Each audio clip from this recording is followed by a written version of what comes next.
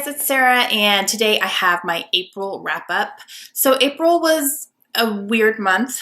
We had to deal with the passing of our dog, and I wanted to just thank you guys for all of your messages and your comments and everything. And I've had a couple people even private message me and, you know, just send me condolences and everything, because losing a pet is very hard. But I did want to just go ahead and say thank you guys so much for all of your thoughts and your prayers and everything. It was hard, definitely. He was 14 and we'd had him since he was 10 weeks old.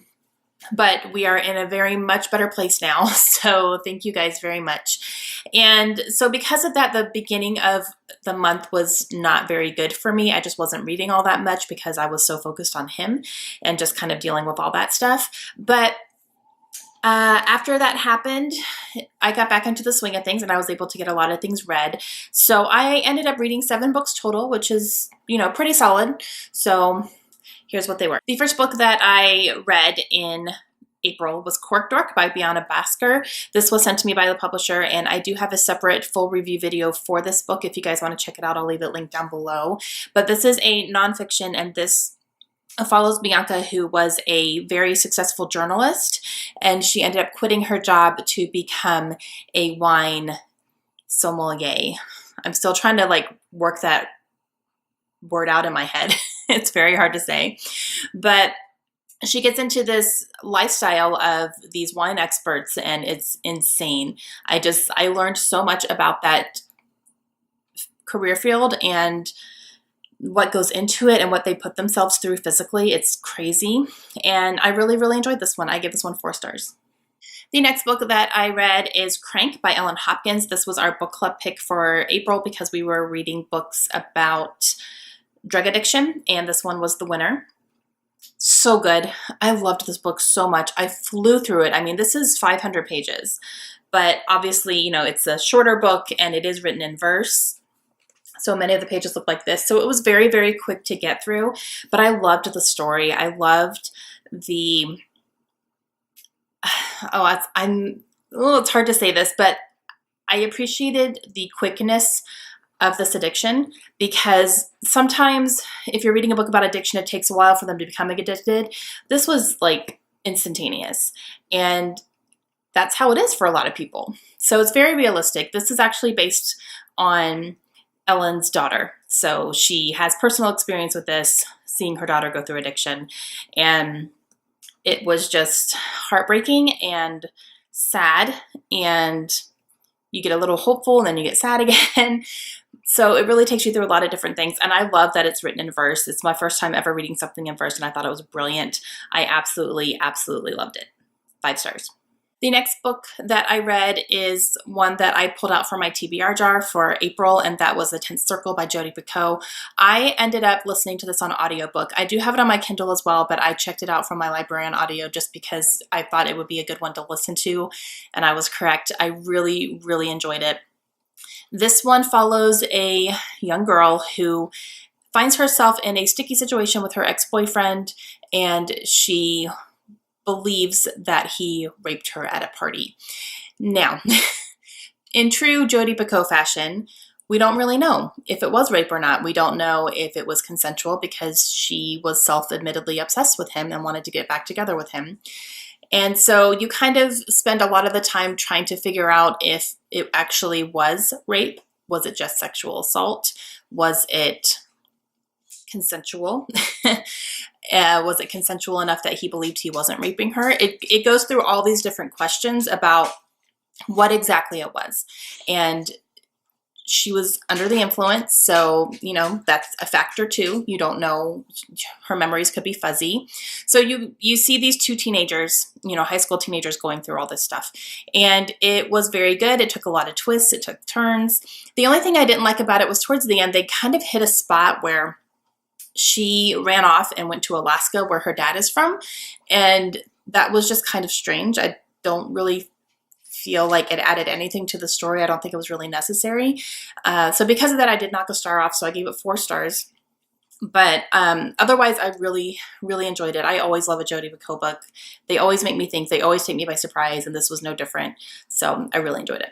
The next book that I finished is actually a book that I started last month, and I started it during a readathon, and I never finished it during the readathon, so I wanted to go ahead and finish it now, and that is Nemesis by Anna Banks. This was a library book, so I ended up taking it back to the library because I borrowed it for Borrow-a-thon. But I really, really enjoyed this book. This one is a YA fantasy, and it is about a young girl who is exiled kind of from her kingdom. She actually ends up faking her own death to get away from her very corrupt father of a king.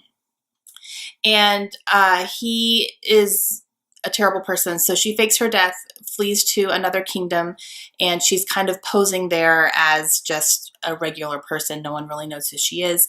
She ends up finding herself at a market where she is sold off to be one of the king's concubines there.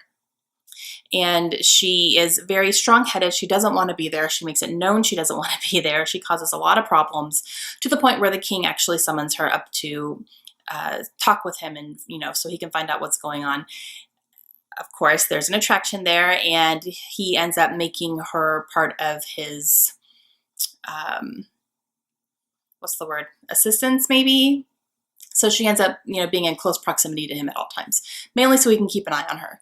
So at the same time, she has this ability that nobody knows about. It's a very valuable and desired ability, something that could actually help out his kingdom, but he doesn't know that she has this ability, and she's keeping it from him.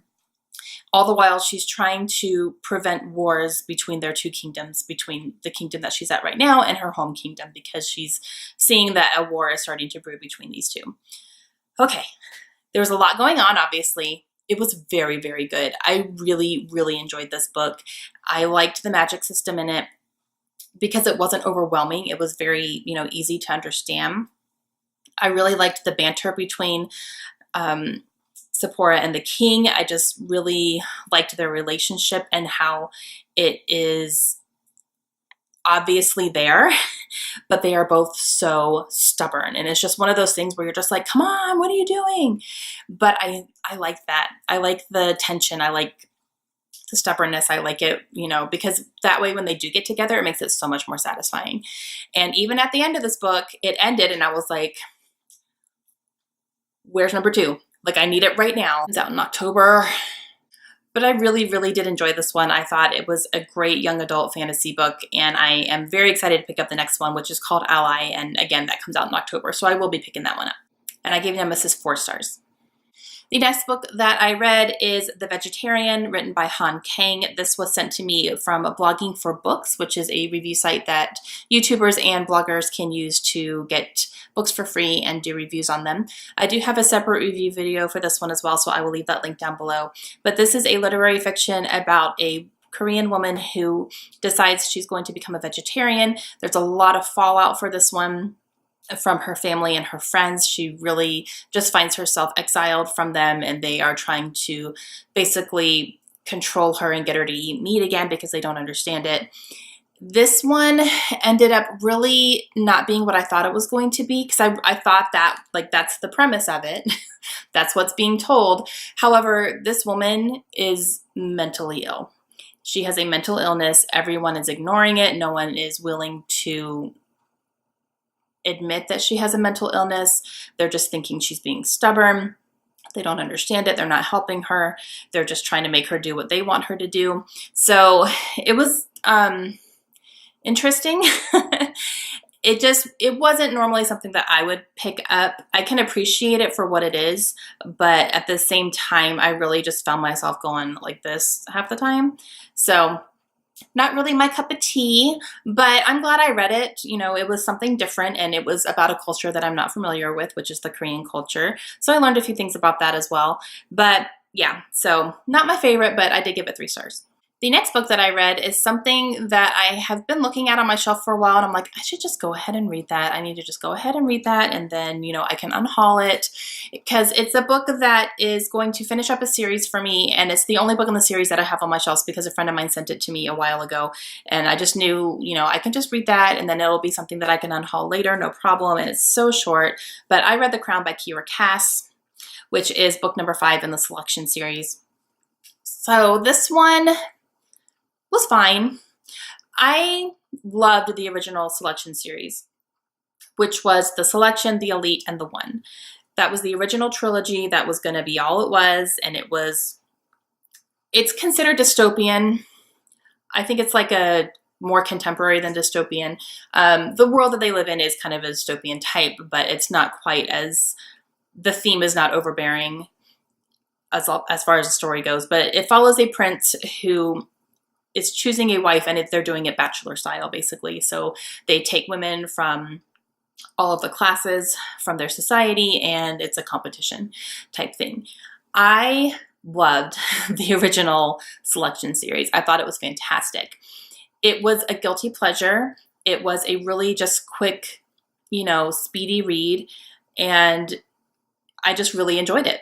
I enjoyed it for what it was. It wasn't fantastic. It wasn't, a great award-winning trilogy, but it was fun. It was such a fun series. I really, really loved it. And then she wrote two more, which is kind of a spin-off duology, which follows the daughter of that king, or that prince, follows his daughter. So this takes place about 20 years after the Selection happened. I really don't think the last two books were necessary. I really don't think they were. They did not help the story at all. They were still fun, but they definitely weren't as good as the first three. And I did not like the main character, Edelyn. I kind of couldn't stand her. She was a typical spoiled royal brat, basically. And the way she treated people was terrible. It was just, she was very, very selfish, and she worried so much about what other people thought of her. It almost made me sick. So because of that, I really didn't enjoy it as much as I enjoyed the first three. Were they still fun? Yeah, they were fun. Yeah, like this was fine. It was fine. I'm not mad that I read it. I'm not glowing about it, obviously. I think it was just okay. But yeah, I just don't really think they were necessary to propel the story. I think she probably should have just stuck with the first three and let that be it. But whatever. I gave this one 3 stars. It was fine. Just, again, it wasn't really necessary. And the last book that I read is A Garden of Small Beginnings, and this is written by Abby Waxman. This was another book that was sent to me by the publisher to do a review. I will have a full review video and giveaway for this one on Tuesday, May 2nd, so that is already scheduled to go up. So on May 2nd, I will have my full review and all my thoughts about this book, and there's going to be a giveaway as well from the publisher. I loved this book. I thought it was fantastic. This one is an adult contemporary. It follows a woman who was widowed. She actually witnessed the death of her husband right in front of her, and she was left with 2 small children. So she is dealing with the aftermath of all that, which is, obviously extremely hard. She works as a textbook illustrator, which I thought was really cool. And she ends up getting a job as a illustrator for a encyclopedia set of vegetables. So in order to help prepare herself for this job, she takes a gardening class where she's actually planting vegetables and watching them grow and doing all this stuff. And there she meets a really eclectic group of people who they all become unlikely friends, and it's fantastic. There's some romance in here as well, and just a lot of dealing with the grief and dealing with new relationships that she's confused about and she doesn't understand them, and just dealing with the guilt of trying to move on after her husband has passed away. This book was incredibly funny. It was very snarky, and I loved it. And I loved Lily as a main character. I thought she was fantastic. So again, I will have a complete review up on Tuesday, and it will tell you much more detail about my thoughts about it and about the story.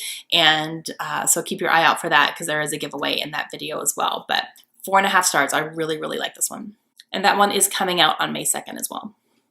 All right, guys, that's it for me. That's 7 books, and that's pretty good for, the beginning part of the month being pretty much nothing, because I was, going through something a little bit difficult. But I am excited for May. Have some good books planned, so I'll be back tomorrow with my May TBR. Please leave me a comment down below. Let me know if you read any of these books and what you thought, and I will talk to you guys again soon. Have a great day. Bye.